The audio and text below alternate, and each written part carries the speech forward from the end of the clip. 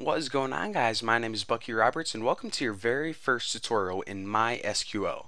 Now, in order to understand what exactly MySQL is, we first need to take a look at what a database is. Now, a database is pretty much a collection of data on a computer. Now, it isn't just a whole bunch of data packed into a file or randomly jammed onto your computer. It's organized in a very specific fashion. It's actually made up of something called tables. Now, each table is going to store similar information. Sounds pretty confusing? Well, let's go ahead and take a look at a quick example. Say you were making the website YouTube. Now, YouTube stores a bunch of information like usernames, passwords, links to videos, people's comments, favorites. They don't just want to store all of this information in random files. So what they decided to do is better organize this in tables.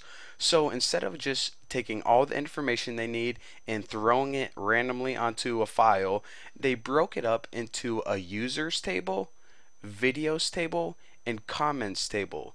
So as we can see, we can use tables to organize similar information. So now all of the users would go in this table, all of the videos in another table, all of the comments in a separate table, and now that you are separating specific in similar information, it just helps you organize your databases better. So now that isn't only the only way that we break up to organize data. We actually break up these tables in a very specific way as well. So let's go ahead and take a look at those. So tables, each individual table is made up of columns and rows. Now the columns are like categories and the rows are like each separate entry. So if you're saying, what the heck, columns and rows, kind of like a grid? Well, yes, it is kind of like a grid. Now if we took a look at a table here, say I wanted to make a table to organize all of my friends.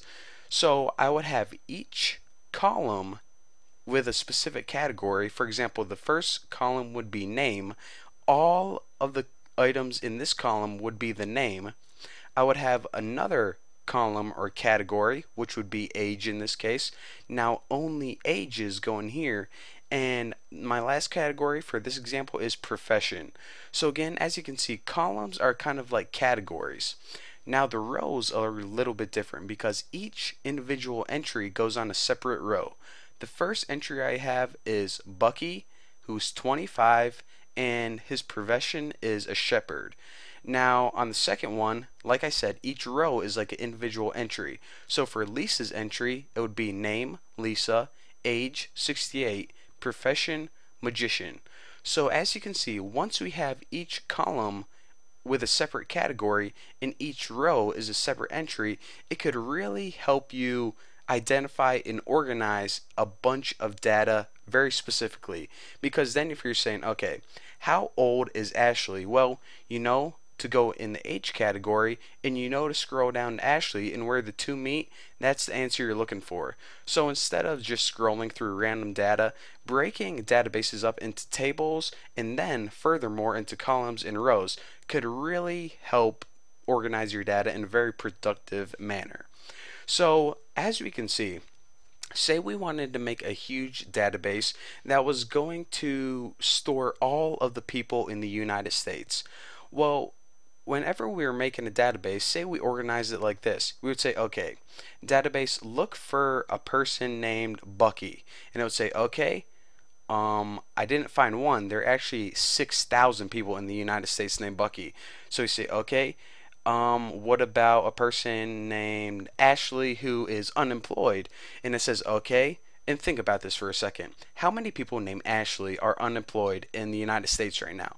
Probably 5,000, I'm guessing. Well, this isn't a really effective way to make a table because you can have a lot of duplicate entries. You can even have an Ashley that's 21 and unemployed. There are probably a couple hundred of those. So instead of just making a table like this, what you need to use is a primary key. Now remember this, whenever you make a table in a database, you need to have a primary key, and that is a column that's guaranteed to be 100% unique. So basically, no entries or no rows can have the same primary key. So let's go ahead and take a look at this table with primary keys. So whenever you're making a website, aside from letting the user have a username, which may be the primary key, it's always good to assign them an ID number, or our primary keys in America are our social security number. No one else has our same social security number. So basically, whenever I'm saying, okay, find all the Buckies, well, it may return 600, but if we say, okay, return the person with a primary key of 1, it's only going to return one result. And you can say to your database, okay, find all the Ashleys who are 21 and unemployed. Well, that may give you 500 results, but we only are looking for this Ashley. So instead, we would say, okay, find the member or find the person with the ID of 3. And that is why you use a primary key, because it's guaranteed to only return one result. So say this Ashley right here died and we needed to remove her from the database. Instead of saying, okay, remove Ashley from the database, which may remove 500 people, we just say, okay, remove the person with the ID of 3, and bam, we're good to go. We didn't screw up our database. So now, before I let you guys go, I want to cover one more thing. What is SQL? Because these tutorials are going to cover MySQL. SQL is the language that databases use. Now, we just can't say, shout into our computer, hey database, delete Ashley. It doesn't understand English. It needs to use a special language, and we'll look at that in a couple minutes. That's called SQL. Now, what MySQL is basically a program that understands SQL. Now, whenever we learn this SQL, we just can't open Notepad or Microsoft Office and start typing this in. It's not going to know what the heck this crap is. So instead, MySQL is the program that understands SQL.